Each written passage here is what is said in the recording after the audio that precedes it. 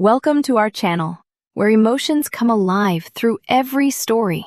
Don't forget to hit subscribe and turn on the bell, so you'll never miss a new story. People used to call me and my boyfriend, Adrian Blake, the golden couple of Los Angeles. We grew up together in the same wealthy circle. Bennett family, Blake family, Beverly Hills private school, charity galas, all of it. Everyone thought we were perfect.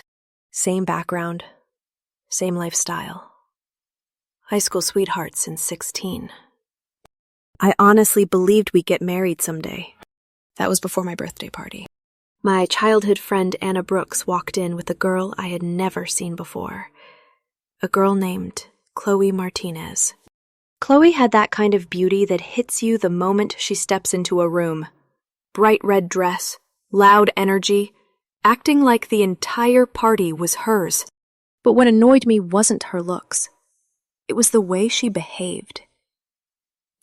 Within an hour, she had already added almost everyone on Instagram, talked loudly, flirted with half the guys, and pretended she was close to me, even though we had never met. My best friend Madison Lee leaned toward me and whispered, "Claire, who invited her? She looks like she's here to fish for a rich boyfriend." I sighed. I didn't invite her. Anna brought her. I wasn't planning to pay attention to Chloe. I've seen many girls chase rich guys. No big deal. But then she walked straight toward Adrian, my fiancé-to-be, and asked for his Instagram. Adrian gave a polite smile and said, "If I add you, my girlfriend won't like it." But Chloe laughed softly and said, "Oh, come on. Claire isn't that petty." She said my name like we were friends. Like she had the right. That was enough. I stepped forward and said calmly, "First, we don't know each other. Second, I didn't invite you. Please leave." Then I asked security to escort her out of my birthday party. Adrian pulled me into his arms and chuckled. "Didn't know you were this protective." But this wasn't about being protective. I just hated people who used my relationships and connections like a ladder, acting as if I wouldn't see through them. I thought that would be the end of it. But a few minutes later, Adrian's assistant Evan Cole rushed in and said someone had hit Adrian's new Lamborghini in the parking lot. I went outside and saw Chloe, crying, shaking, apologizing nonstop. Adrian didn't get mad. He told her it was fine, that it wasn't a big deal. But when I told him we should call the police because she was obviously drunk, he suddenly got annoyed. "Do you have to be so aggressive, Claire?" It was the first time in 6 years he talked to me like that, and the first time we left each other unhappy. For days he didn't call, didn't text, didn't try to explain anything. Madison took me out to eat and said, "Claire, he's under a lot of pressure. He just took over Blake Enterprises. Maybe give him a break this time." I wanted to. I really did. But then I saw him at a fancy rooftop restaurant in downtown LA, sitting across from Chloe Martinez, sharing dinner with her. The table by the window, the one I usually booked, was taken. Now I understood why. I deleted the message I had typed to reconcile with him, and instead sent a different one. "Let's break up." He looked up right then, met my eyes across the room, and chased after me. "Claire, stop. Don't cause a scene." Chloe rushed after him too, pretending to explain. "Claire, don't misunderstand. We were just..." I cut her off. "This has nothing to do with you." Then I turned to Adrian. "I'm not making a scene. I simply don't need you anymore." His face darkened. "Claire Bennett, you'll regret this." But as I walked away, I felt something surprising. Nothing. No heartbreak, no pain. Just relief. Sometimes, losing someone is the first step to realizing they never deserved you in the first place. After I texted Adrian, "Let's break up," I really thought that would be the end of it. But when you grow up in Beverly Hills, nothing stays private. Not relationships, not breakups, not even the stupid things your ex does after. I flew to New York for a business trip and turned off most of my notifications. But Adrian kept calling. Late at night, early in the morning, during meetings. I didn't pick up. Then he texted, "I'm about to start seeing Chloe. Does that bother you?" I stared at my phone for a long moment. It didn't hurt. It didn't make me sad. It just confirmed that my decision to leave him was absolutely right. I replied, "Do whatever you want." And that should have been the end. But of course it wasn't. Trending on Twitter. The breakup blows up. One night in my hotel room, I opened my phone and saw Adrian Blake, new girlfriend. Trending on Twitter. I clicked in. Photos of Adrian and Chloe at some social gathering, hand in hand. People online were losing it. Wait, wasn't he with Claire Bennett? He moved on that fast? This new girl looks like she's trying too hard. Within hours, both families knew. The Bennetts, the Blakes. People who normally never involve themselves in young people's problems. But tonight, they acted like the world was ending. They held a private meeting at the Blake mansion in Bel Air. I didn't want to go, but I had to. As soon as everyone sat down, Adrian's father slammed the table. "Do you even think before you act? You embarrassed the entire family. And for what? A girl you've known for 3 days?" Adrian stayed silent. Mrs. Blake, who always adored him, suddenly raised her hand and slapped him. Twice. I froze. Adrian never gets hit. Not by her. Not by anyone.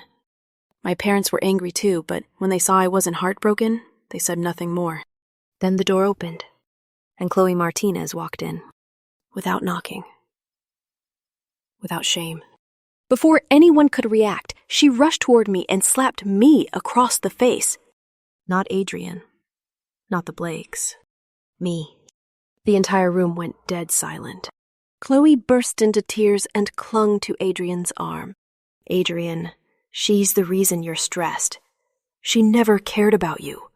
Don't let her hurt you anymore." I stood there in shock, not because of the slap, but because Adrian actually pulled Chloe behind him as if she was the victim. In that moment, I felt nothing. Not jealousy. Not anger. Just confirmation. This boy wasn't worth my time. A few weeks later, the news broke. Adrian and Chloe were getting married. I didn't go. But Instagram, TikTok, and the tabloids made sure I saw everything. Imported flowers from Italy. A custom designer gown. A giant ceremony in Malibu. Dozens of influencers. Helicopters filming from above. But the most hilarious detail? Not a single member of the Blake family attended. Not his parents. Not his grandparents. Not a single cousin. Chloe smiled like she'd just won the lottery. Adrian held her hand like he had something to prove. They looked like a couple from a reality TV show. Flashy, dramatic, desperate for attention. People online were calling it the most chaotic wedding of the year. But even chaos has limits. 1 week after the wedding, something exploded. A guy named Tyler Grant, a notorious trust fund troublemaker who hated Adrian since high school, posted something insane. A 60-page PowerPoint titled "How Middle-Class Girls Fake Being Rich." Inside were identical Instagram poses. Identical bags borrowed from a rental service. Identical desserts arranged for photo shoots. Identical poolside photos from hotels taken only for Instagram. Even a guide on how to pronounce Hermes without sounding poor. And there, in multiple screenshots, was Chloe Martinez, standing next to girls who all use the same props, the same cars, the same kitchens, the same bathrooms. The internet exploded. Bro Adrian married a rental rich girl? Not the fake Ferraris! This PowerPoint is wild. That same night, Adrian's grandfather had a mild stroke. He survived, but the message was clear. The Blake family was done with Chloe. And honestly, so was everyone else. Hours later, Chloe deleted her entire Instagram. Thousands of photos gone overnight, with screenshots spread faster than fire. In LA's high society, a reputation is everything. And Chloe's reputation? It collapsed in 24 hours. She tried to defend herself online, but no one believed her. People just commented, "Play stupid games, win stupid prizes." And that was the beginning of the real downfall. The day after the fake rich girl PowerPoint went viral, the Blake family's world split open. Adrian wasn't just mocked by strangers online. He became a joke in the very society he was born into. The kind of society that doesn't forget, and definitely doesn't forgive. At the hospital, after his grandfather's stroke, all the uncles and aunts gathered in the waiting area.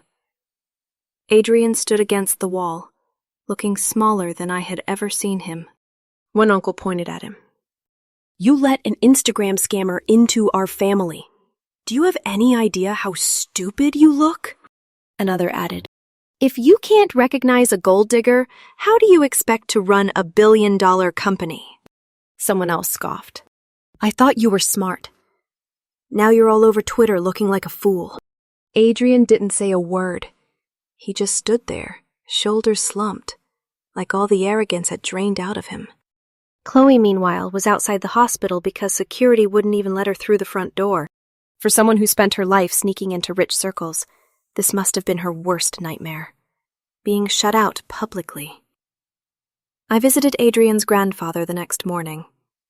Even after everything, the old man had always been kind to me, so I didn't want to avoid him. But the moment I stepped out of his room, I heard someone running behind me. "Claire! Claire, wait, please." I turned around. Chloe, standing in the cold outside the hospital entrance, eyes red, mascara smudged, shivering in a thin jacket. "Can you tell Adrian to check his messages? He's not responding to me. I've been waiting out here for hours." I stared at her for a moment. Not with anger. Not with pity. Just confusion. Because the truth was simple. "Why don't you go inside and tell him yourself?" Her voice cracked. "I'm not allowed in." Ah, so the Blake family really did cut her off. I said nothing more. It wasn't my place to fix the disaster she created. Down the hallway, Adrian was standing alone, leaning against a wall, eyes tired and unfocused. I mentioned Chloe's message to him. "She wants you to check your phone." He let out a small breath, half a sigh, half a bitter laugh. "Of course she does," he muttered. Then he looked at me for a long moment, longer than necessary. "Claire, I'm sorry you had to see all of this. I didn't mean for things to get so out of control." I nodded. "Your grandfather's health matters most. The rest doesn't concern me anymore." For a second, it looked like he wanted to say something else. Something heavier. But he swallowed it. Just pressed his lips together and nodded quietly. After I left the hospital, Adrian walked out behind me. Chloe ran toward him and slipped on the icy sidewalk, falling hard. He didn't move. He didn't even look at her. He just said, "I'll walk Claire out. Wait here." I didn't wait for them to finish whatever drama was about to unfold. I just walked away. And for the first time, it felt like I was really walking out of that chapter of my life. Later that night, as I scrolled Instagram, I noticed something strange. The Blake family photo from the grandfather's birthday, the one where Chloe stood in the back row smiling proudly, had been deleted. Within hours, Chloe deleted her entire Instagram profile. But people had already saved the posts, screenshotted the drama, shared the PowerPoint slides everywhere. LA society laughed. Twitter laughed. group chats laughed. Reputation in this world is like glass. Once cracked, you can glue it back together, but everyone will see the lines. A few nights later, I ran into Tyler Grant, the very guy who posted the PowerPoint, at a private networking event in Hollywood Hills. He clinked his champagne glass against mine and smirked. You know, Claire Adrian's really regretting his choices. He used to brag that Chloe's little quirks were cute. Turns out the girl came with a whole manual. Beside him, Jason Hale laughed. Bro, imagine getting outsmarted by a girl who took a How to Look Rich class. That's pain. I wasn't mad. I wasn't happy either. I just found the whole thing surreal. This was the world we lived in.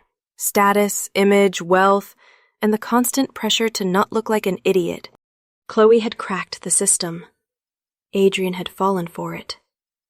And the Blake family hated being laughed at because of him. Nothing more, nothing less. A few days later, Adrian texted asking to meet. He wanted to talk business. The Blake family needed Bennett Group's support. I agreed. Strictly business. We signed the paperwork in a glass conference room overlooking downtown Los Angeles. When we walked out together, I saw Chloe waiting again. But this time, she didn't run to him. She just watched. Tired, defeated, almost invisible. Adrian looked at me and said softly, "Claire, is business really all that's left between us?" I looked him in the eyes. Yes, that's all. He lowered his head. His voice was barely a whisper. Right, because I gave up first. I didn't reply. Some truths don't need words. I walked away. Adrian stayed behind, and Chloe remained standing in the cold, waiting for someone who would never pick her again. The day Adrian and I finalized our business contract, I thought everything between us was officially over. But in stories like ours, the real ending always shows up one scene later. That scene happened in the lobby of Bennett Group Tower, right after the meeting. Adrian and I walked out of the elevator together. The lobby was busy. Employees, clients, executives. But the crowd parted slightly when someone rushed toward us. Chloe Martinez. She looked nothing like the girl who strutted around Malibu in designer gowns. Her hair was messy. Her makeup was smudged. Her hands were shaking. Adrian, please, just hear me out. She grabbed his sleeve with both hands like he was her last lifeline. I know I messed up, but I swear I love you. I'll change. Just give me one more chance. People slowed down to stare, phones quietly lifted. This was the kind of scene that goes viral in minutes.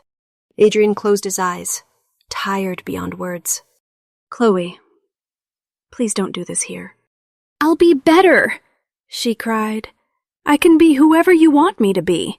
I'll delete Instagram. I'll stop everything. Just don't leave me. Her voice broke in a way that made the whole room go silent. But Adrian didn't soften. He didn't even look at her when he said, "Security, please walk her out." The guards approached.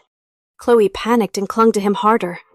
That's when she screamed the line that froze the entire lobby. "You regret it, don't you? You regret choosing me over Claire." Everything stopped. People turned fully to watch. My breath caught for half a second. And Adrian finally turned around. His expression wasn't angry. It wasn't hurt. It was empty. "Chloe," he said quietly, "if you were me, wouldn't you regret it?" Her hands dropped instantly. It was the moment she finally understood. She didn't just lose him. She lost the fantasy she built her whole life on. She looked at me after that, eyes filled with bitterness. "Must be nice, huh? Walking away while he crawls back to you." I shook my head, calm and steady. "Chloe, not everything people throw away is worth picking up again." Her face twisted, but the security guards gently pulled her back. She didn't fight this time. She just broke. After Chloe was escorted out, Adrian walked toward the exit with me. He looked exhausted, the kind of exhaustion you don't get from work, the kind that comes from mistakes. Big ones, and too many of them. Claire, he said softly, I didn't expect things to end up like this. I nodded. Things end the way they're supposed to. He swallowed, eyes dropping to the floor like he couldn't stand to meet mine. You're really done with me, aren't you? I didn't hesitate. Yes. It wasn't said with anger. It wasn't said to hurt him. It was just the truth. And that truth hit him harder than any insult Chloe ever threw. Outside the building, Ethan Carter was waiting for me next to his car, leaning against the door, sunglasses on, hands in his pockets. When he saw me, he smiled. Soft, warm, genuine. Hey, he said. You good? I nodded. He stepped forward and draped his jacket over my shoulders. Let's get out of here. You look like you need something warm. As I walked toward Ethan, I heard Adrian behind me. He didn't say my name. He didn't call out. Just a small, broken exhale. Like he finally understood that no amount of regret can rewind life. I didn't turn around. Some doors aren't meant to be reopened. Some stories aren't meant to continue. And some people are only meant to be lessons, not futures. Over the next few days, rumors spread fast. Chloe didn't take a single dollar in the divorce. She disappeared from every social circle. No Instagram, no TikTok, no photos, no posts, no parties. Some people said she moved out of LA. Others said she got a job at a hotel in downtown. All I knew was she was gone. Adrian wasn't doing great either. The Blake family was furious. The board questioned his leadership.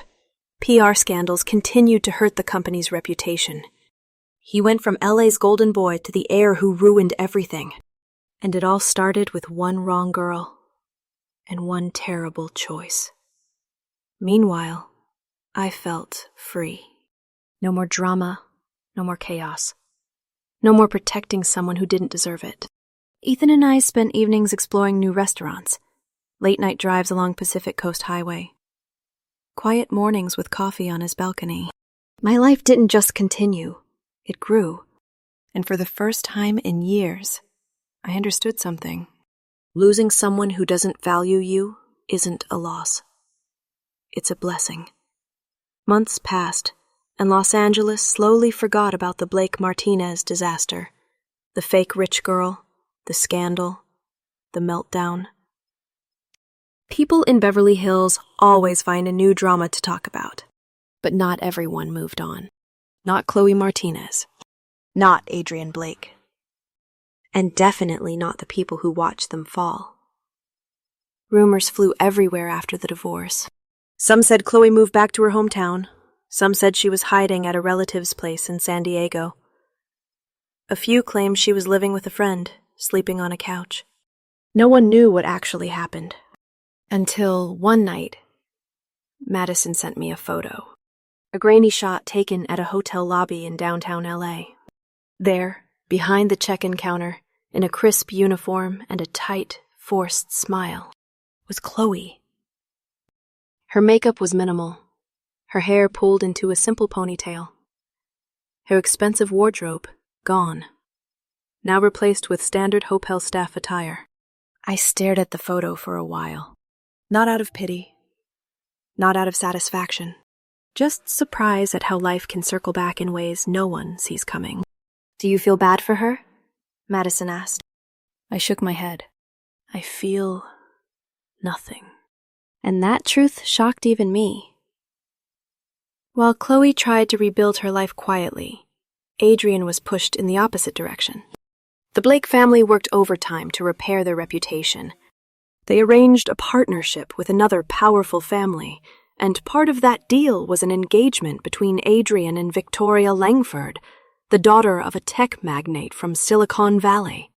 Victoria was everything Chloe pretended to be. Rich, educated, elegant, well-connected. Their engagement became the biggest headline of the season. Blake Eyre finds new love after scandal. Young power couple, Blake and Langford alliance. It was a smart move, a strategic move, but not a romantic one. Anyone who knew Adrian could tell his smile never reached his eyes. A month before the wedding, Adrian and Victoria hosted a pre-wedding cocktail event at a luxury hotel in downtown LA. Yes, the same hotel where Chloe worked. I arrived with Ethan that evening, dressed simply but confidently. The kind of confidence that didn't need designer labels. As the valet took our car, Ethan kissed my cheek. "You look beautiful," he whispered. I smiled. Inside, the ballroom was full of LA elites. Celebrities, CEOs, politicians, influencers. The usual crowd. Adrian greeted guests with practiced politeness. Victoria stood beside him, perfect and poised. Everything looked flawless, until a soft voice broke the air. "Good evening. Welcome." We turned toward the source. It was Chloe. She stood in her hotel uniform, hands clasped together, trying to keep her composure as she guided guests forward. When she saw Adrian and Victoria at the entrance, her face drained of color. She wasn't supposed to interact with them, but fate had other plans. Victoria glanced at Chloe, confused. Adrian stiffened, gripping his glass harder. "Is she?" Victoria whispered. Adrian said nothing, but Chloe smiled, a brittle, trembling smile, and bowed her head. "Congratulations, Mr. Blake. I wish you all the best." Her voice cracked on the last word. For a moment, no one moved. Then Adrian spoke quietly. "Chloe, you don't have to." She cut him off. "Don't worry. I'm not here to bother you anymore." Her eyes flicked toward me. They weren't hateful this time. Just tired. Exhausted. Maybe even relieved. "I'm doing okay now," she said softly. Not glamorous, but honest. She stepped aside to greet the next guests, leaving Adrian standing there, stunned. Ethan squeezed my hand, silently asking if I was all right. I was. More than all right. I felt free. Later that night, as I waited for Ethan by the bar, Adrian approached me quietly. "Claire." I turned toward him. He looked older somehow, as if regret weighed him down more than age ever could. "I saw you with Ethan earlier," he said softly. "You look happy." "I am." A short silence passed. Then he said something I didn't expect. "You were right to leave me." I didn't respond at first, but he continued. "I thought Chloe was excitement. I thought she made me feel seen. But the truth is, I was just running from myself." His eyes glistened for a moment. "Claire, I know I can't fix what I broke, but I hope one day you can think of me without bitterness." I nodded slowly. "No bitterness, Adrian. Just closure." He exhaled, almost shaky. "Goodbye, Claire. Goodbye." He walked away. And for the first time, he didn't look back. Ethan returned with 2 drinks and handed me mine. "Ready to go?" he asked. I took his hand. "Yes." We left the ballroom, walked out to the cool night air, and stepped into a future that finally felt like mine. No drama, no chaos, no weight of someone else's mistakes. Just peace. Sometimes love ends loudly, sometimes quietly. But the lesson is always the same. Don't cling to people who choose someone else over you. Don't chase someone who doesn't value you. And don't ever stay where you're only good enough, because somewhere out there will always be someone who sees your worth right away, like Ethan did, like I finally did for myself. And that was the real beginning.